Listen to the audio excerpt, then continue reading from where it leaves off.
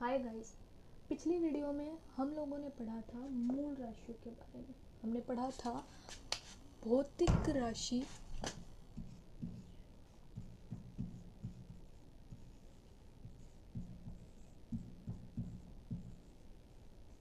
व मापन के बारे में। हमने ये पढ़ा था भौतिक राशि क्या होती है, ये कितने प्रकार की होती है। आज हम पढ़ेंगे भौतिक राशि के एक प्रकार को कल हमने पढ़ लिया था, जो था मूल राशि। आज हम पढ़ेंगे भौतिक राशि के दूसरे प्रकार को, व्युत्पन्न राशि को। मापन के बारे में भी हमने कल पढ़ लिया था, लेकिन मापन के बारे में हमने कल बहुत कम बात की थी। आज हम मापन भी पढ़ेंगे और मापन की पद्धतियों को भी पढ़ेंगे। तो लेट्स स्टार्ट दिस वीडियो। व्युत्पन्न राशि, जिन्हें इंग्लिश में कहते हैं ड्राइव्ड क्वांटिटीज।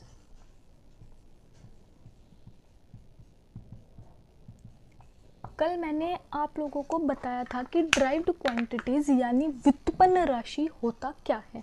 मैंने बताया था व्युत्पन्न राशि वो राशि होती है जिन्हें मूल राशियों से प्राप्त किया जाता है। अब मूल राशि क्या होती है, ये कितने प्रकार की होती है, वो मैंने पिछली वीडियो में बताया था, जो मेरी इंट्रोडक्शन वाली वीडियो थी। अगर आपने नहीं देखी है तो जाओ और देखो, क्योंकि व्युत्पन्न राशि तभी समझ आएगी जब मूल राशियों के बारे में पता होगा। मैंने बताया था मूल राशि 7 प्रकार की होती है। वो कौन कौन सी होती है वो मैंने उस वीडियो में बताया था। अब व्युत्पन्न राशि मैंने ये कहा था कि जिसे मूल राशियों की सहायता से प्राप्त किया जाता है।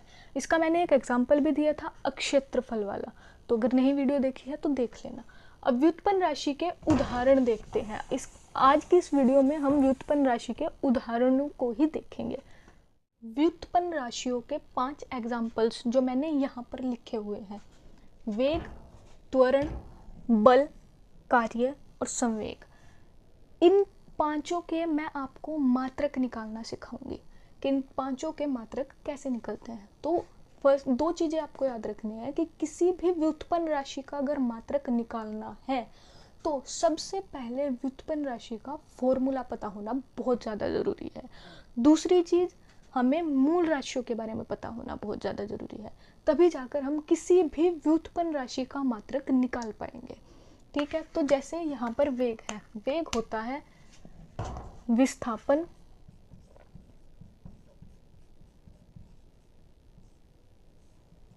बटा समय। त्वरण, त्वरण हमारा होता है वेग बटा समय। बल, बल हमारा होता है द्रव्यमान, बल हमारा होता है द्रव्यमान गुना त्वरण। कार्य हमारा होता है बल गुना विस्थापन। और संवेग हमारा होता है द्रव्यमान गुना वेग। ये इन पांचों के फॉर्मूले हैं जिनकी मदद से अब हम इनके मात्रकों को निकालेंगे। तो इनके फॉर्मूलों के मात्रक भी पता होना बहुत जरूरी है। जैसे विस्थापन है, विस्थापन एक दूरी है। विस्थापन हम कहते हैं किसी भी वस्तु की प्रारंभिक स्थिति और अंतिम स्थिति के बीच की दूरी को हम विस्थापन कहते हैं। समझो, किसी भी वस्तु की प्रारंभिक स्थिति, फॉर एग्जाम्पल मेरा ये डस्टर है, इसकी प्रारंभिक स्थिति ये यहाँ पे है और इसकी अंतिम स्थिति, इसकी लास्ट पोजीशन यहाँ की है। तो प्रारंभिक स्थिति और अंतिम स्थिति, उसके बीच के डिस्टेंस को, बीच की दूरी को विस्थापन कहते हैं। तो विस्थापन एक दूरी है और दूरी को किस चीज में नापा जाता है? लंबाई में। तो विस्थापन, विस्थापन का को किस चीज में नापा जाएगा? लंबाई में। और लंबाई का मात्रक क्या होता है? Metre, metre. और समय, समय का मात्रक मैंने कल बताया था सेकंड।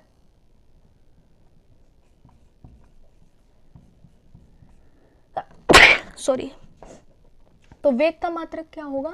मीटर पर सेकंड। ये संकेत मैं कहाँ से लिख रही थी ये भी मैंने कल बताया था।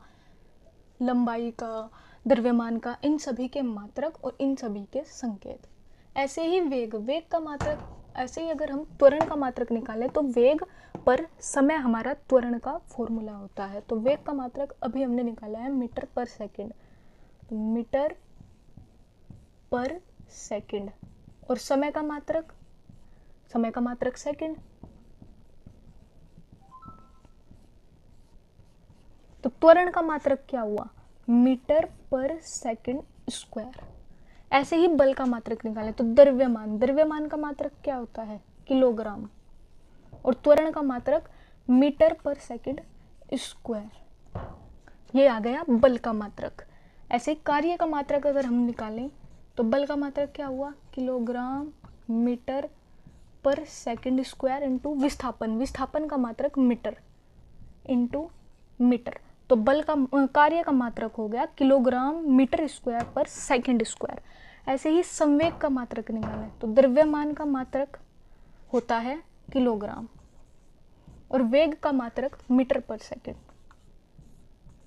तो इस तरीके से हमने संवेग का मात्रक निकाल दिया। तो किसी भी भौतिक राशि का मात्रक को निकालने के लिए दो चीज़ों का किसी भी व्युत्पन्न राशि के मात्रक को निकालने के लिए दो चीज़ों का पता होना बहुत ज़्यादा ज़रूरी है। पहला, उसके फॉर्मूले को, और फॉर्मूला कैसे पता लगेगा, पढ़कर, धीरे धीरे टॉपिक दर टॉपिक पढ़कर, स्टार्टिंग से लास्ट तक, तब जाके हमें सब फॉर्मूले का पता होगा।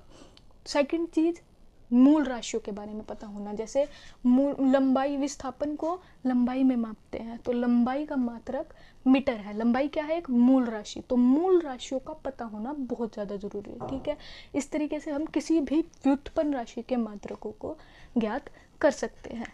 आइए अब बात करते हैं मापन की पद्धतियों के बारे में। आइए अब बात करते हैं मापन के बारे में, यानी मेजरमेंट के बारे में। मापन क्या होता है मैंने कल भी बताया था, थोड़ा आज भी बता देती हूँ। मापन जिसमें किसी भी भौतिक राशि को मापा जाता है।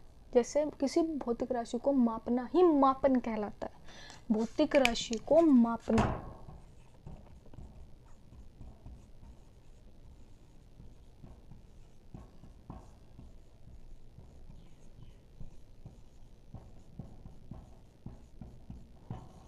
किसी भी भौतिक राशि को मापना ही मापन कहलाता है।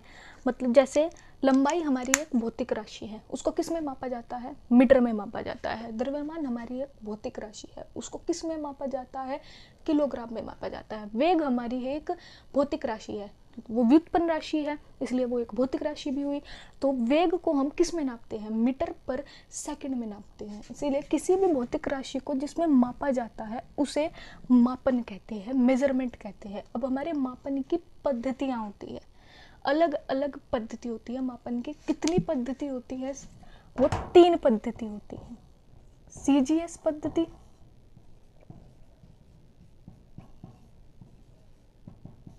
नंबर सेकंड MKS पद्धति,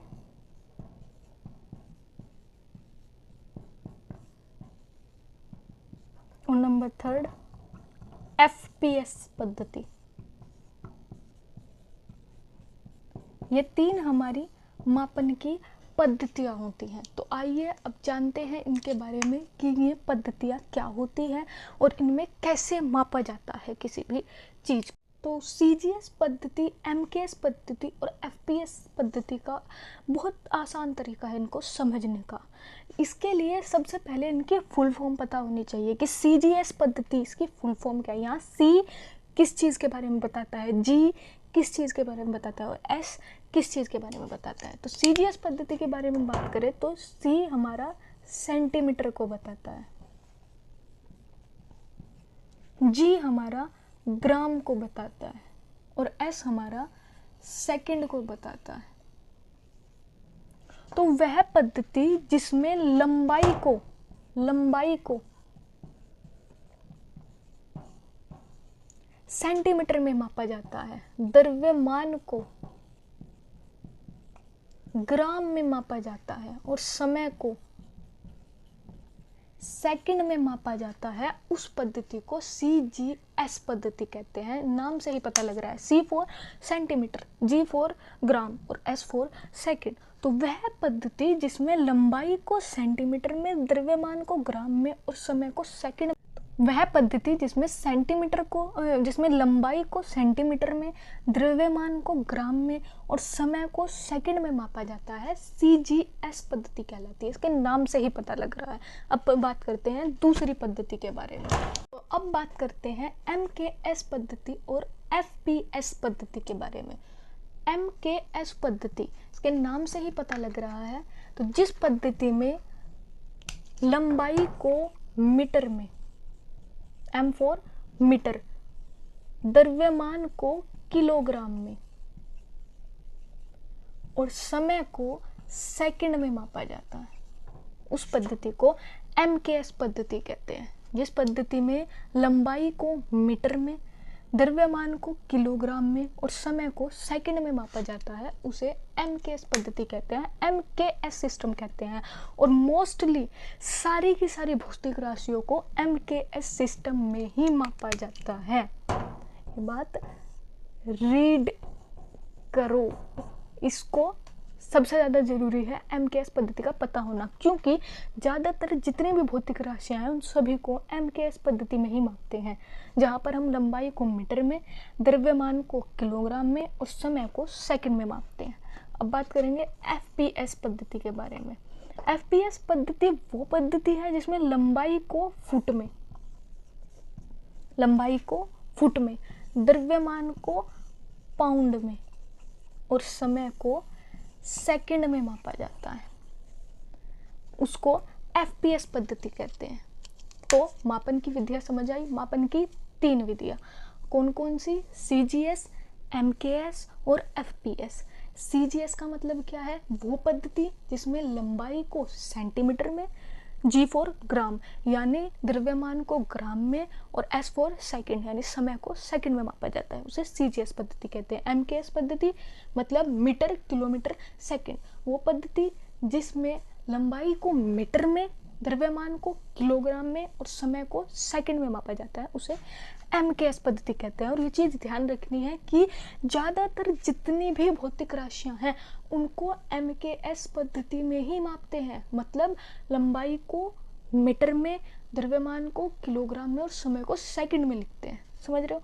उसके बाद बात करेंगे FPS पद्धति के बारे में। FPS पद्धति वो पद्धति है जिसमें लंबाई को फुट जैसे कहते हैं ना, मोर एग्जाम्पल 2 फुट, वो आदमी 2 फुट का है या फिर 6 फुट का है, तो वही फुट में। और P फॉर पाउंड यानी द्रव्यमान को पाउंड में नापा जाता है। जैसे फॉर एग्जांपल मेरा केक 2 पाउंड का है या मेरा केक 3 पाउंड का है, तो पाउंड उसका द्रव्यमान, उसका मास बताता है, ठीक है।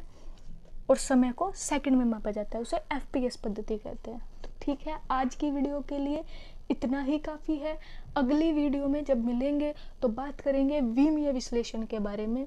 तो इस वीडियो को अगर आपको पसंद आई हो, लाइक करें, शेयर करें एंड सब्सक्राइब करें।